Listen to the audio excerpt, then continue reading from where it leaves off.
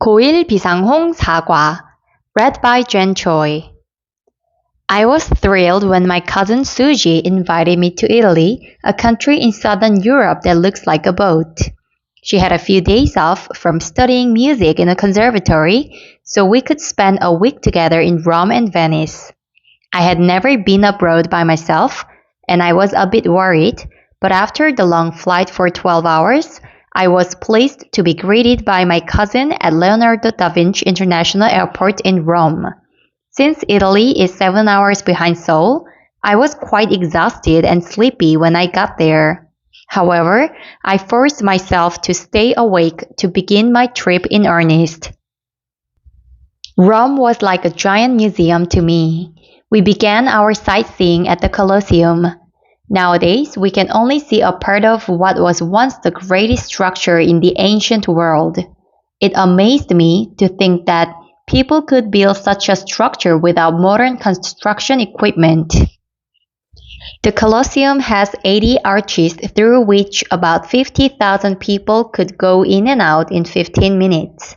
As I reached the top of the stairs inside, I looked down and I could almost hear the cheer of the crowd. Suji and I walked along a path leading away from the Colosseum and heard the sound of falling water.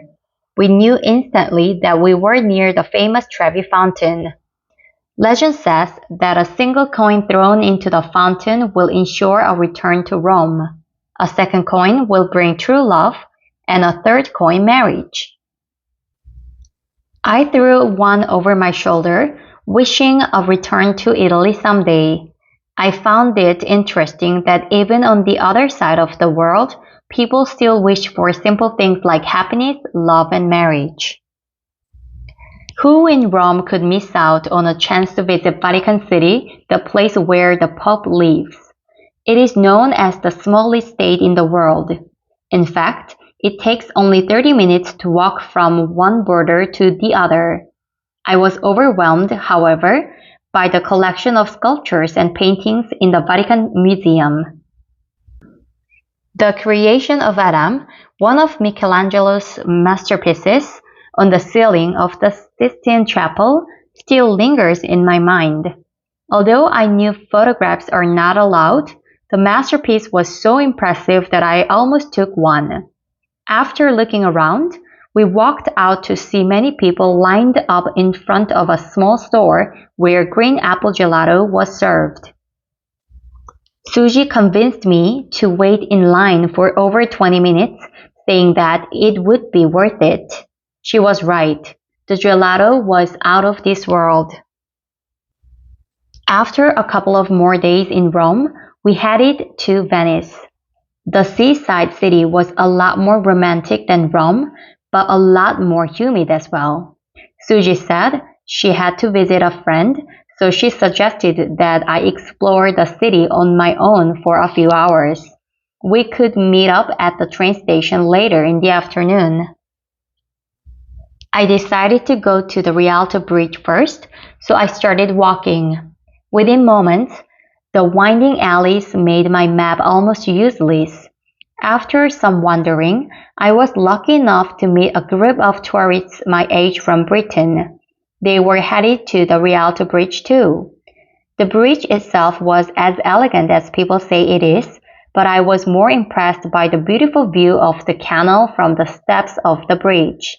I said goodbye to my British friends and walked to St. Mark's Square, one of the prime attractions of Venice. I had never seen so many pigeons in my life.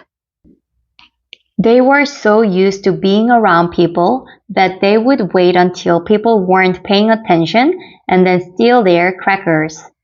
But what truly made me stop and stare in wonder were the beautiful buildings surrounding all three sides of the square. Along the buildings were shops selling beautiful glass pieces, gloves, and much more.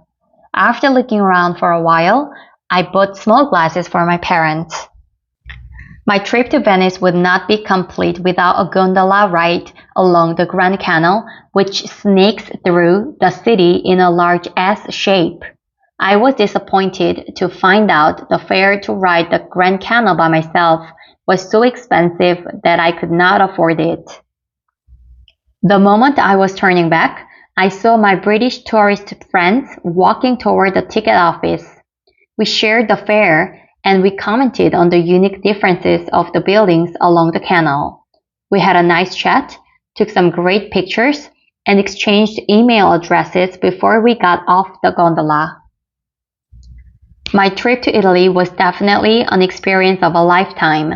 I hope my next trip can be to England to visit my British friends.